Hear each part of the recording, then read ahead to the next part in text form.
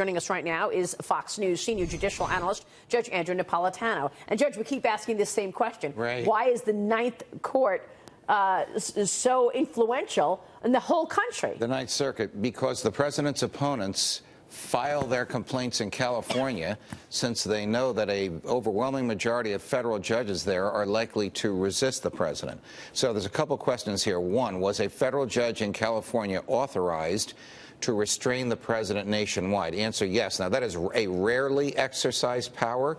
Usually you restrain the president or you restrain the defendant just in the area where you sit. But when the defendant or his agents are present nationwide and you believe the defendant is engaging in unconstitutional behavior, which is what this judge found, I don't agree with him, but did he have the authority to enjoin the president? He did.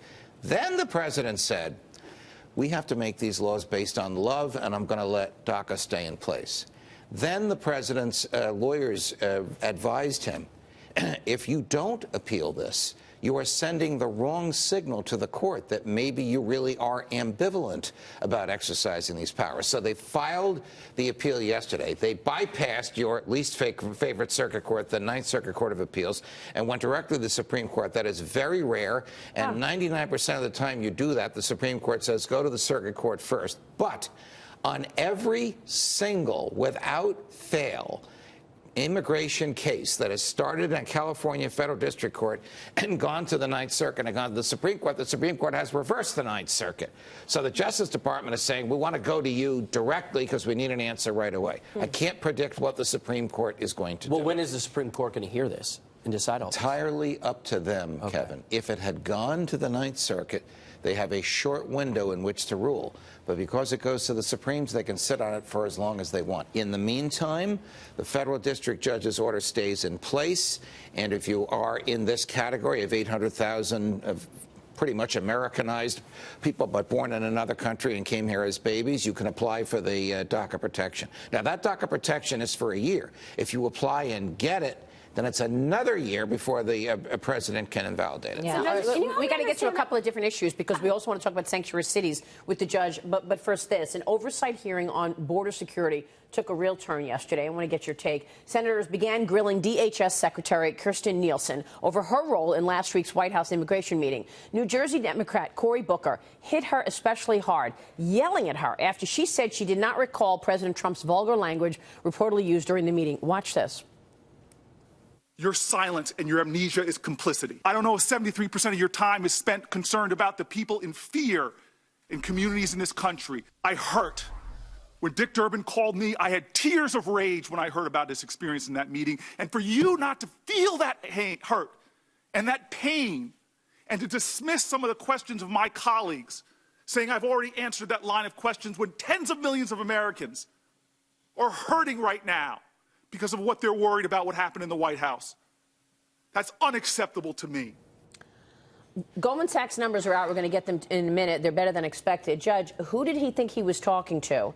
Talking to the Secretary of Homeland Security, putting on a show like that. That was outrageous. He was talking to his political base in New Jersey, and I think it probably resonated with him. Now, I've known Senator Booker for many, many years, and this is the way he is. It was over the top. It was loud. It was disrespectful. This is what happens occasionally when cabinet members clash with a member of Congress in the opposite party. I'm not surprised to see it. That's the way he operates. He assures himself of re-election with his base in New Jersey. Yeah, but Judge, in an era where you have men behaving badly and all of this harassment going on, to speak to a professional woman and she's sitting there and he's yelling at her like she did something is just terrible. You know, she burst the bubble with just one or two words, which might have followed his ranting and raving.